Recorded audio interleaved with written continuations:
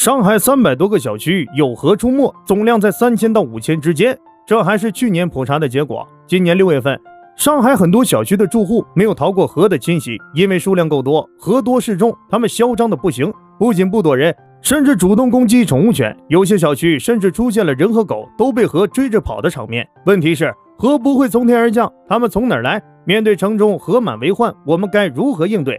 这里是万物灵，欢迎关注熊探长，带你探索有灵万物。因为朝夕相见，上海的朋友与河已混得脸熟，但外地的朋友对河大多不了解，有的不识这个字，直到放在一丘之貉中才恍然大悟。可见这不是什么好词儿，说的是一个山丘中的河都是一路货色，是西汉大臣用来借古讽今，说昔年秦朝没能听取忠言，导致国家灭亡。现在的朝堂也是这样，这成语一用就是2000多年。以这种方式出道，河表示很委屈，人类统治者犯的过错，凭啥挨骂的是他们？河生来并非劣迹斑斑，被用来讽刺统治者，大概与他们的习性有关。河住的地方一般在比较开阔、接近水源的阔叶林、草甸、灌木丛带，大多独居，只有成家后才会夫妻一起生活，或者是带着幼崽3、5成群住在一个洞里。虽然住的是洞，但河并不擅长挖洞，别人遗弃或主动抢来的洞就是他们的家。在河抢洞大战中，狗獾算是最惨的。河本是东亚特有物种，引入欧洲后盯上了当地狗獾华丽洞穴。狗獾体型相对较大，数量多，河打不过，但因身法敏捷，能躲过狗獾的攻击，所以住在狗獾洞内，狗獾也奈何不了他们。他们住狗獾家里，并没有表现出对房东应有的尊敬。河虽是会冬眠的犬科动物，但冬眠时间比狗獾短，在狗獾还在熟睡时就已经醒来，这时他们会趁机使坏，将狗獾活埋。如此看来，杨辉说一丘的河都是坏坏的，也没说错。河一般昼伏夜出，大白天在洞里睡觉，凌晨、黄昏和夜晚时候以家庭为单位成群出来觅食。它们的食性较杂，青蛙、小鸟、老鼠、草根、树皮、植物嫩芽等都吃。进城里的河还学会了吃猫粮、翻垃圾堆、偷人菜。总之，人吃的东西他们都吃，人不吃的东西他们也吃。进了城，不仅吃的改了，连习性也改了。原本昼伏夜出，因为城里人早晚上下班，人流量大，只有白天相对安静，城里没天敌需要躲避，所以下午3、4点成了他们活动高峰期。河的环境适应能力强，城市猫粮垃圾较多，不愁吃又无天敌捕捉，进来城以后也就泛滥起来了。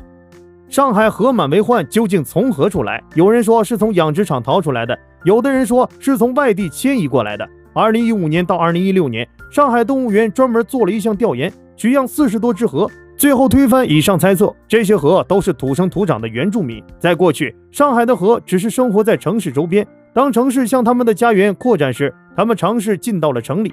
城里有许多假山、树木、低矮的草丛以及充足水源，很适合他们居住。于是他们就在假山下废墟中建筑裂缝里安了家，算是有了城市户口。这些河的行动原本很隐秘，直到2020年7月，一则居民被河咬伤的新闻一出，人们才关注到这一外来群体。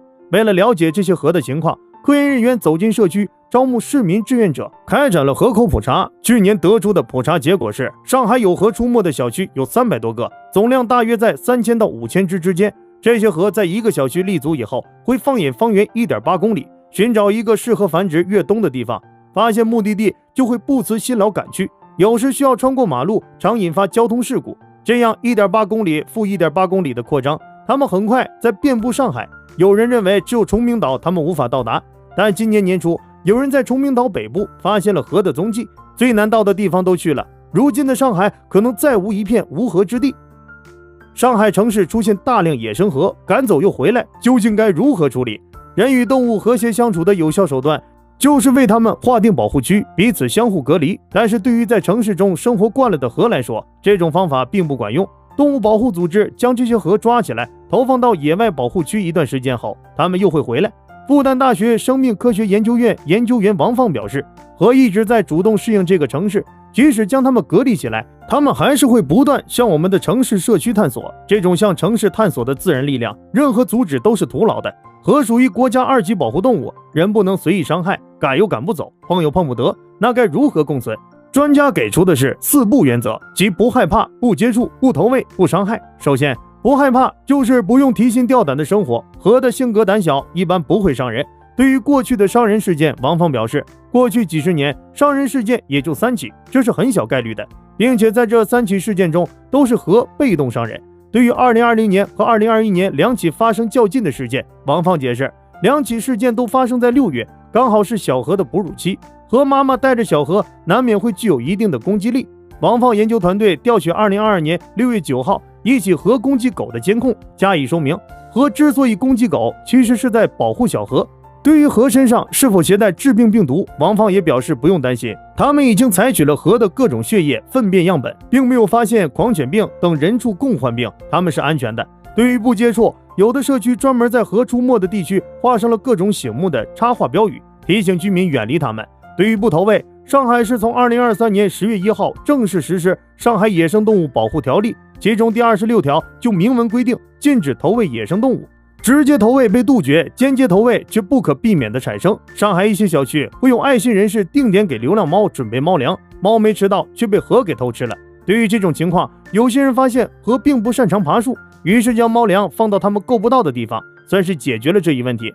没了猫粮吃，何只能去翻找湿垃圾。为此，对湿垃圾的严格管理也提上日程。赌不如输，当这些何在城市没猫粮吃、没垃圾翻，认为城市不适合居住时，也主动离开了。